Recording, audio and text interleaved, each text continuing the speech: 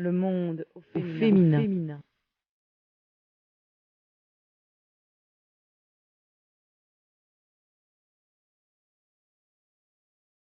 Le monde au Féminin, féminin. féminin, féminin, féminin.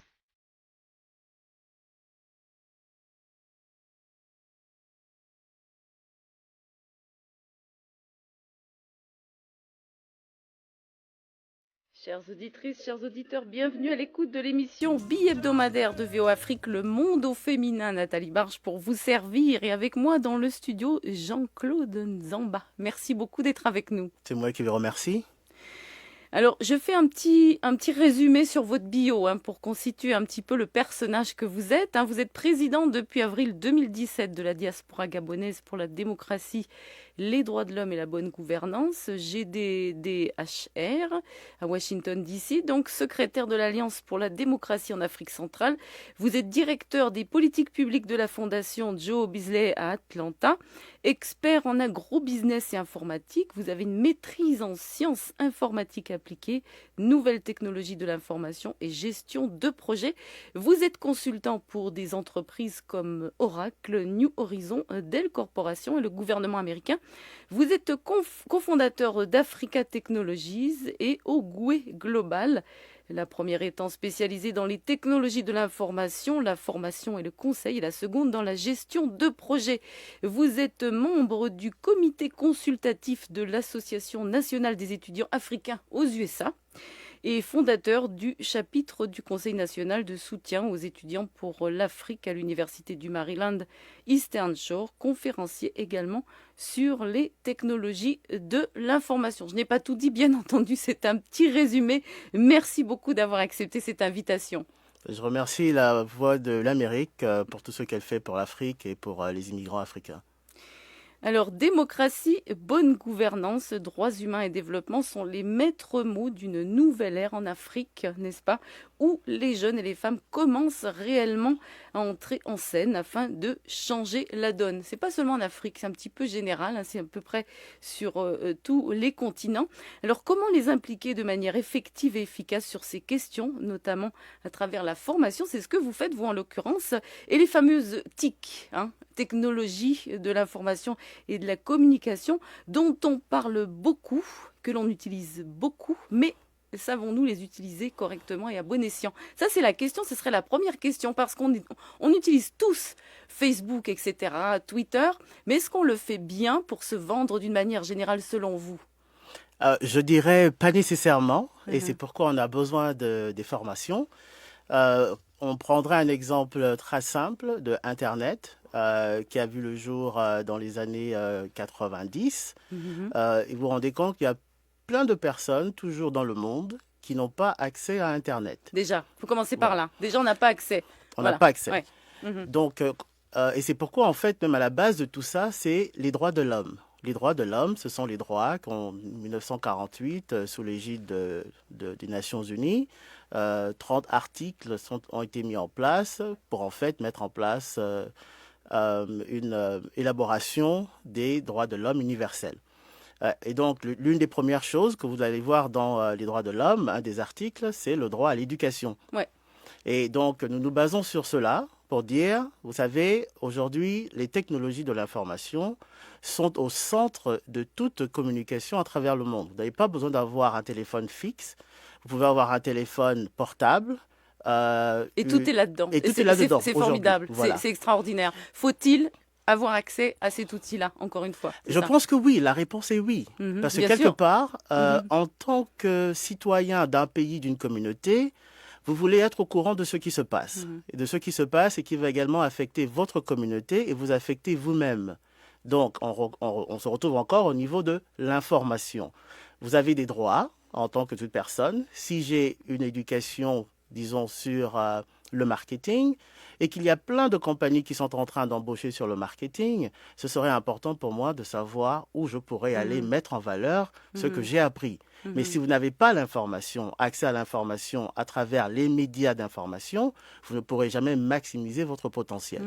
Est-ce que selon vous, la jeunesse africaine, et notamment les femmes, on a ces deux cibles en particulier, la jeunesse, les femmes, est-ce que selon vous, la jeunesse premièrement, utilise bien cet outil pour s'informer vraiment sur ce qui se passe dans son pays? Par exemple, on peut prendre l'exemple pour le Gabon, vous êtes gabonais, ou pour l'Afrique centrale.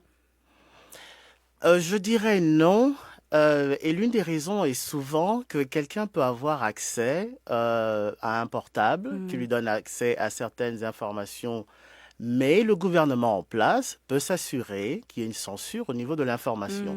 Nous avons eu en 2016, juste après l'élection, pendant 3 jours, il y avait un complet blackout. On le retrouve pas dans d'autres pays d'Internet. également. Voilà, Ouais. vous avez, je pense, le Tchad qui l'a fait un Cameroun, moment, Cameroun. le Congo-Brazza. Et quand vous vous rendez compte que ça rentre quelque part dans une violation des droits de l'homme, ne pas savoir ce qui se passe, ne pas être en mesure de rentrer en contact avec des familles, des siens qui sont peut-être à l'intérieur ou à l'extérieur, cela crée quelque part une crise des droits de l'homme, rien qu'au niveau de l'accès à l'information. Qui est un droit, vous l'avez bien rappelé.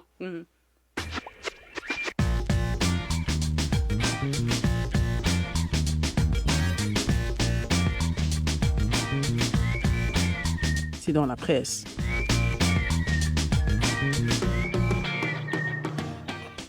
Une Iranienne arrêtée pour ne pas avoir porté le voile dans l'espace public. Libérée après 1 mois de prison, selon maître Nasrin Sotoudeh, lauréate du prix Sakharov. Dans une vidéo virale, la fille de la rue Engelab, surnom de Vida Movaidi sur les réseaux sociaux, est apparue tête nue sur cette artère de Téhéran. Contrevenant au code vestimentaire en vigueur depuis la révolution islamique de 1979, elle était vêtue d'un pantalon large et d'un chandail, brandissant un châle blanc au bout d'un bâton. Et depuis, de nouvelles photos circulent sur Twitter montrant des femmes tête nues brandissant leur voile de la même manière. De nombreuses filles et femmes sont au bout du rouleau, s'est exclamé maître Sotoudeh sur sa page Facebook, ajoutant « Laissez aux femmes le contrôle de leur corps ». Voilà, ça c'est une militante des droits humains en Iran, cette avocate. Et on passe maintenant au Vietnam. Au Vietnam, écoutez ça. Après avoir envoyé des mannequins en petite tenue dans l'avion de l'équipe nationale de football des moins de 23 ans, la compagnie Vietjet a présenté ses plates excuses. Les photos de ces jeunes femmes dans les allées de l'avion ont inondé la toile, forçant Vietjet à s'excuser. Le groupe a expliqué que c'était un mouvement improvisé et non une stratégie de marketing réfléchie. Heureusement que c'est pas réfléchi. Enfin, et c'est approuvé parce que le dernier paragraphe dit « Cette compagnie aérienne avait été sanctionnée déjà en 2012 pour avoir organisé un défilé de bikini à bord d'un avion pour l'inauguration d'une nouvelle ligne intérieure. » Wow.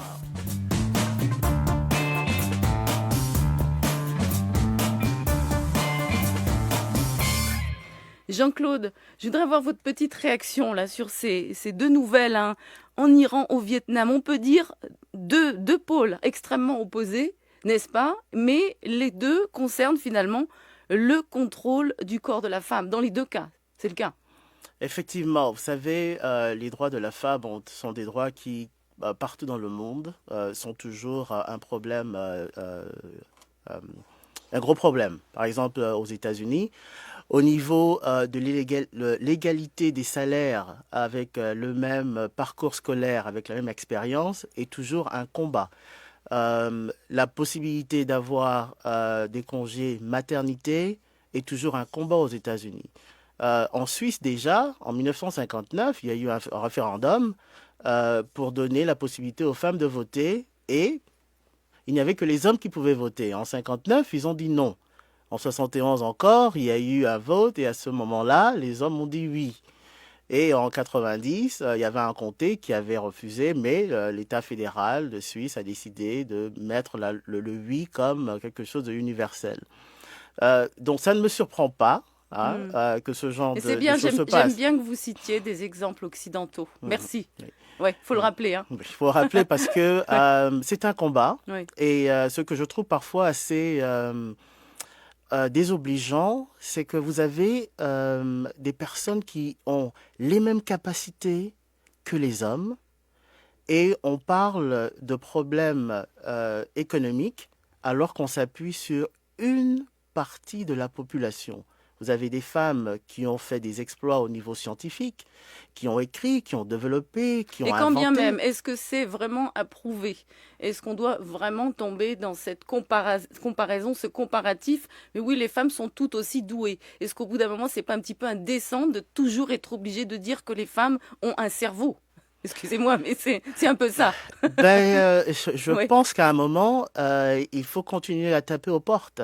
Ouais. Vous savez, il n'y a qu'en s'organisant et en ayant une vision et une mission bien spécifique qu'on peut atteindre des objectifs. Et parfois, ce qu'il faut faire, quand on veut atteindre quelque chose qu'on n'a jamais eu, il faut faire des choses qu'on n'a jamais faites aussi.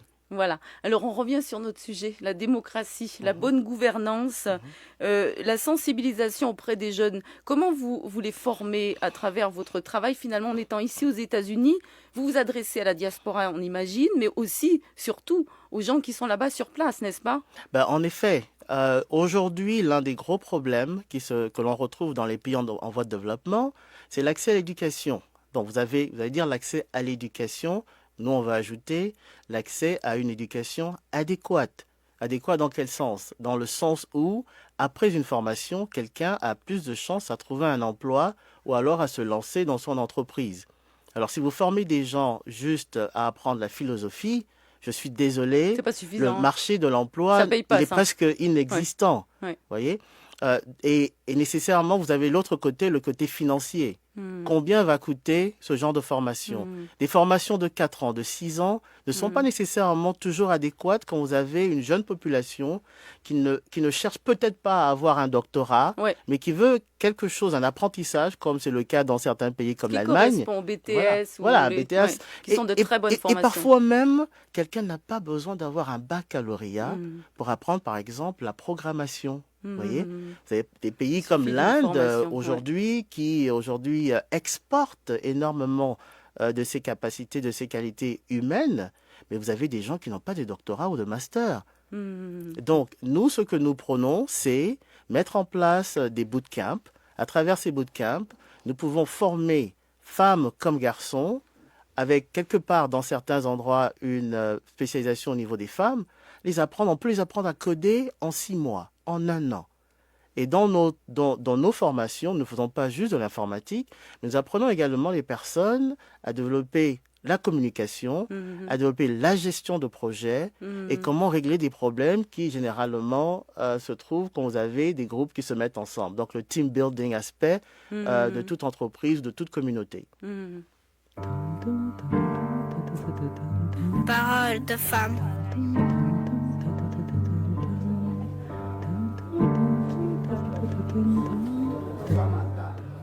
La fondation Bill et Melinda Gates va apporter un financement de 45 millions de dollars sur 3 ans au Burkina Faso dans des programmes nutritionnels, de santé maternelle et de planning familial. Issa Napon fait le point sur la visite de la coprésidente dans le pays. Melinda Gates a fait le point de l'état d'avancement des projets financés par leur fondation dans plusieurs domaines, dont la planification familiale, la santé et l'éducation. L'épouse de l'ancien patron de Microsoft a fait dans la sobriété en tournant sans les médias dans les zones où travaillent leurs partenaires. À l'issue d'une audience avec le président Roch Kaboré, Mme Gates a exprimé sa satisfaction. J'ai eu une visite fantastique au centre-ouest du Burkina Faso où nous avons visité des projets sur la nutrition, le planning familial et bien d'autres questions. Et nous annonçons 45 millions de dollars pour la nutrition, le planning familial. Parce que nous nous sommes rendus compte que si on investit dans la femme, elle contribue à faire sortir toute la famille de la pauvreté. Un investissement sur 3 ans consécutif au progrès significatif fait par le Burkina Faso dans la lutte contre la pauvreté, la faim et pour l'amélioration de la santé. Pour la coprésidente de la Fondation, il est important d'aider les citoyens à mener une vie saine et productive et à travers nombre de sous-projets, souligne Melinda Gates. Nous travaillons dans le domaine de la nutrition à travers un projet Live and Thrive. Et cela vise à éduquer les femmes sur l'importance de l'allaitement maternel. Cela permet à s'assurer de la santé des enfants et nous pouvons leur dire d'allaiter jusqu'à 6 mois. Et après, elles peuvent ajouter un complément alimentaire. Nous avons également un important domaine qu'est l'agriculture. Et là, nous mettons l'accent sur l'élevage de la volaille. L'appui aux femmes dans le domaine agricole est une priorité pour la Fondation parce que, en plus de la poterie, l'agriculture constitue un moyen économique important pour les femmes. Si on responsabilise les femmes, tout ce qu'elles gagnent, elles vont investir dans les enfants, leur santé, leur éducation.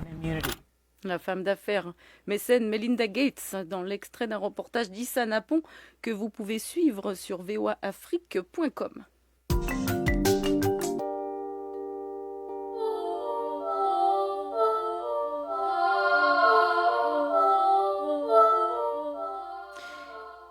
Jean-Claude Nzamba, là on a abordé le côté économie, le côté emploi. Comment trouver un emploi si on est formé, c'est beaucoup plus facile. Maintenant le côté politique, s'engager, le côté civique, s'engager dans ses droits, ses propres droits, apprendre ce que c'est que la démocratie, la bonne gouvernance. Et puis pour les jeunes, ça paraît essentiel aujourd'hui parce que c'est la nouvelle génération, c'est eux qui vont diriger l'Afrique bientôt.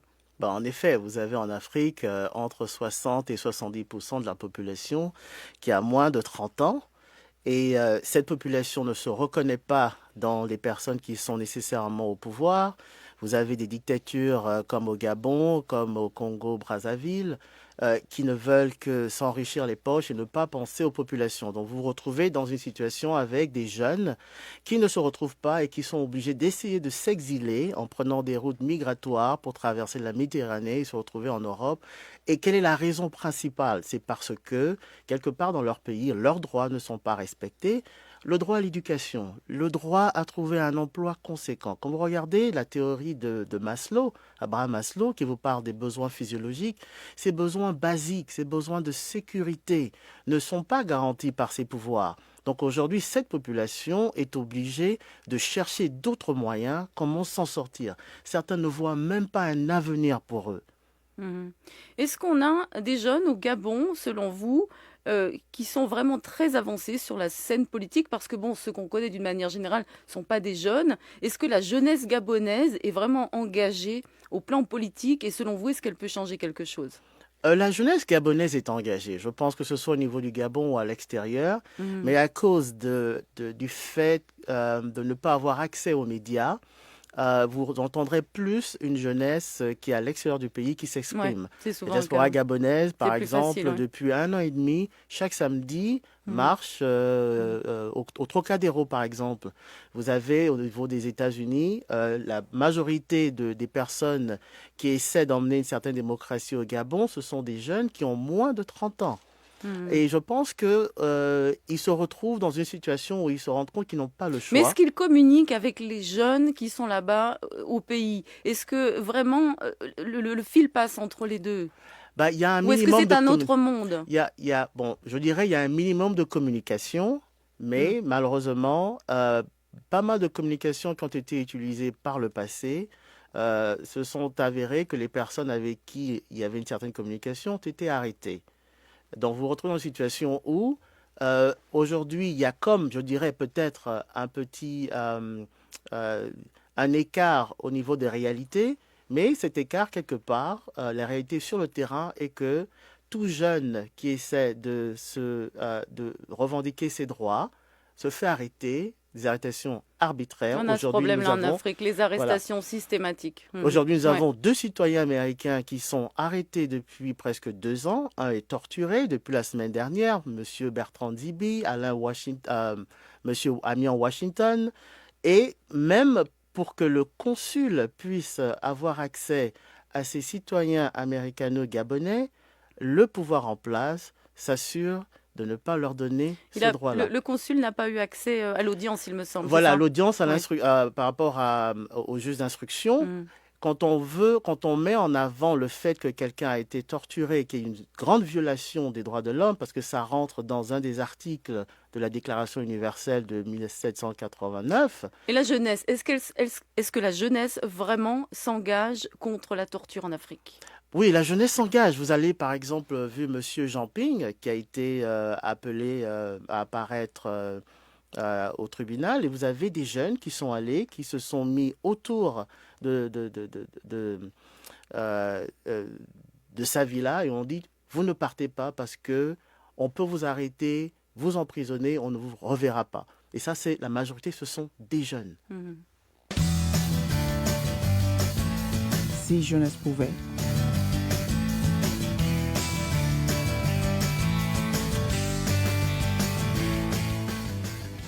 Les jeunes qui quittent l'Afrique, hein, vous en avez parlé tout à l'heure, notre correspondant à Yaoundé, Emmanuel Julntap, a suivi de près la réussite de réinsertion d'un ancien migrant qui, 7 mois après son retour au Cameroun, est parvenu à lancer sa propre affaire et créer des emplois pour d'autres jeunes dans le village Biyaga, près de Batchenga. Je vous propose d'écouter le témoignage d'Alain Christian Buena dans un extrait du reportage d'Emmanuel.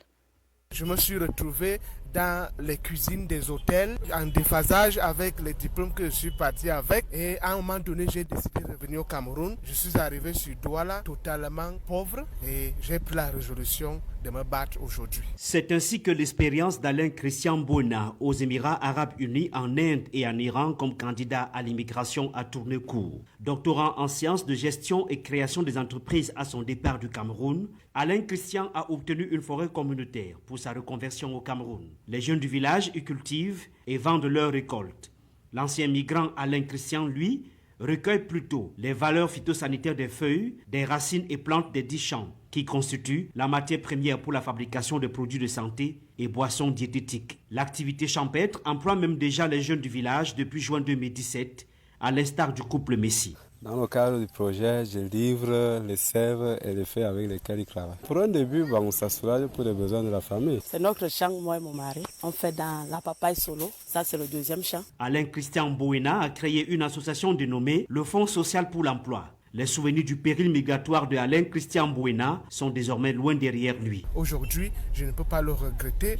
La décision d'être revenu au Cameroun, aujourd'hui je peux me prendre en charge, prendre d'autres personnes en charge et mettre ceux qui sont tout autour de moi à l'aise. Yaoundé, Emmanuel Julntap, VOA Afrique. Voilà, il faut dire qu'au moment des récoltes, 90% des revenus leur appartient à ces jeunes. Ça c'est bien. Très bien.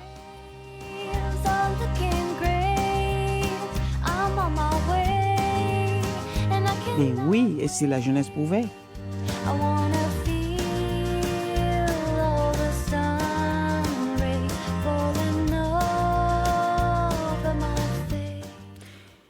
Jean-Claude, le rôle des femmes, le rôle des femmes dans les questions de bonne gouvernance, de démocratie. On voit ici et là, effectivement, qu'on met beaucoup l'accent sur la participation des femmes, etc.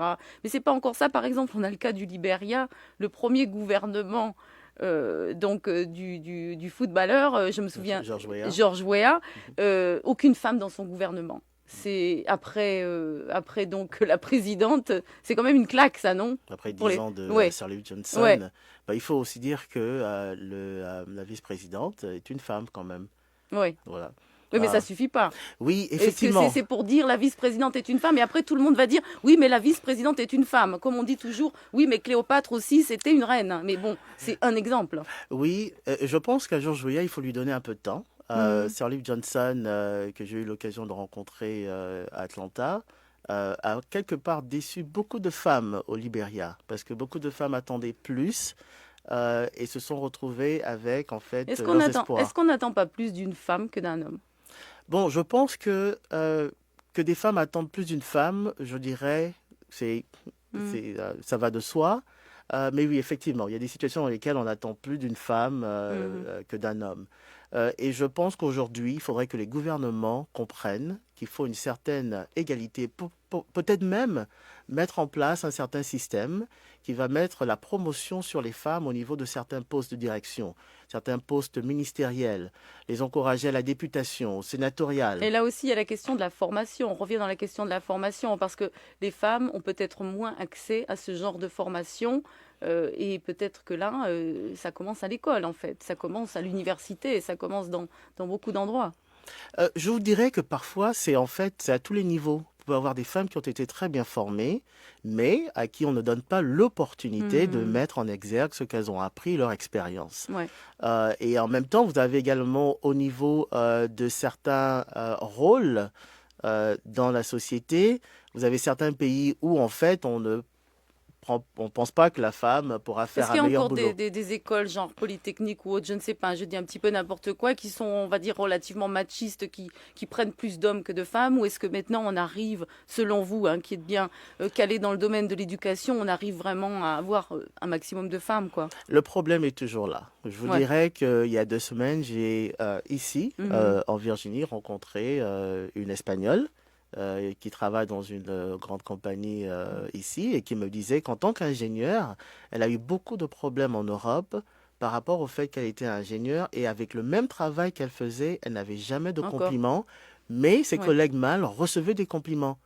Mais dans un environnement comme aux États-Unis, elle a même dû changer de l'ingénierie à une formation marketing, où elle se sent en fait mieux à l'aise et elle est ici et en fait elle est en mesure de mettre en exergue ces 2 côtés marketing. Donc ça existe encore, cette forme de complexe. Ça existe toujours, malheureusement. Entre parenthèses.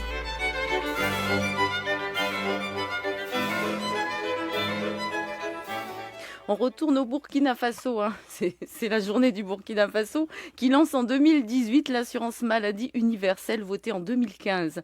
Intéressant, n'est-ce pas, l'assurance maladie? Le nouveau système de santé prévoit d'étendre progressivement la couverture maladie à tous les Burkinabés. J'ai joint à Ouagadougou le politologue et acteur de la société civile Siaka Koulibaly. On l'écoute. Plusieurs organisations de la société civile qui travaillent sur le sujet avaient demandé son opérationnalisation il y a déjà un certain temps de cela. Alors, le gouvernement expliquait qu'il travaillait sur ce mode de financement de cette assurance maladie, argument que l'on trouvait assez léger dans la mesure où, essentiellement, les cotisations sont assurées par les bénéficiaires eux-mêmes. Et est-ce que ce futur système d'assurance va permettre réellement dans le temps aux personnes très démunies de pouvoir bénéficier d'une assurance gratuitement? Si on applique effectivement les principes connus en la matière, je pense que cela va être une très grande assistance aux personnes démunies, dans la mesure où dans le pays voisin au Ghana à côté, cette assurance fonctionne jusque dans le dernier village avant la frontière burkinabé. Et on sait que dans les hameaux de culture, dans les villages, les populations arrivent à bénéficier de l'assurance santé. Donc il n'y a aucune raison que au Burkina Faso cela ne puisse pas être disponible, en particulier pour les personnes les plus démunies. Est-ce que vous avez noté un engagement particulier en santé maternelle, toujours en direction des populations les plus démunies? La gratuité des soins pour les femmes enceintes et les enfants de moins de 5 ans étant déjà une mesure en vigueur, il va sans dire que cela va être intégré dans le dispositif de l'assurance santé universelle, de sorte à prolonger cette gratuité en faveur de cette catégorie de la population. Donc, il ne serait pas compréhensible qu'il y ait une gratuité qui d'ailleurs avait été considérée comme quelque peu essoufflée à cause des moyens qui manquaient à certains endroits, et qu'on ait un dispositif d'assurance qui laisse en marge cette catégorie qui avait déjà été bénéficiaire de la gratuité des soins. Donc je pense que la gratuité des soins déjà en vigueur va intégrer le dispositif de l'assurance santé universelle. L'on sait que l'Afrique fonctionne beaucoup avec l'économie informelle, donc on pense à toutes ces personnes, ces femmes en particulier qui vendent notamment des produits sur le marché dans l'économie informelle. Est-ce qu'il est également prévu quelque chose de particulier pour pouvoir permettre à ces femmes d'avoir accès à l'assurance universelle? Oui, je pense que ça va être l'essentiel des discussions avec les organisations sociales, parce qu'il suffirait d'avoir une subvention de la part de l'État et on va faire continuer ces personnes, ces femmes en particulier, qui au moment de ces besoins-là vont avoir accès à la couverture médicale gratuite. Le politologue burkinabé Siaka Koulibaly, vous pouvez suivre l'interview intégrale sur voaafrique.com.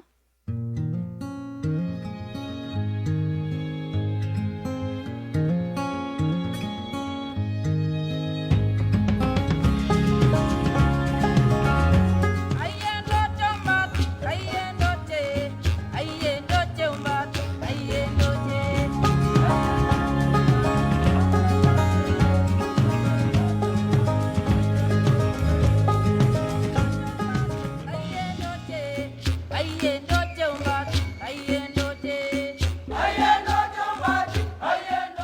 Jean-Claude, les petits chocolats que vous m'avez glissés, là, c'est un projet quelconque dans le cadre de votre travail ou pas? Ben oui, c'est un cadeau de notre ONG, GGDHR, qui prône pour la démocratie, les droits de l'homme, la bonne gouvernance au niveau du Gabon, mais également d'Afrique centrale.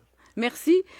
Alors, on va finir cette émission. On arrive à la fin, bien entendu. Il est dit de vous que vous êtes un connecteur qui a toujours quelqu'un qu'il connaît dans son Rolodex pour le succès d'un projet. C'est formidable. En fait, finalement, la réussite, c'est le réseau. C'est ça. C'est soyons ensemble, communiquons ensemble. Et c'est les contacts. C'est ça, c'est le réseau, en fait, entre jeunes. Est-ce qu'il y a vraiment un réel réseau entre la jeunesse africaine? Entre la jeunesse africaine, je dirais non, mais effectivement, la réponse serait mettre en place des réseaux qui soient effectifs, mais des réseaux également qui peuvent être améliorés.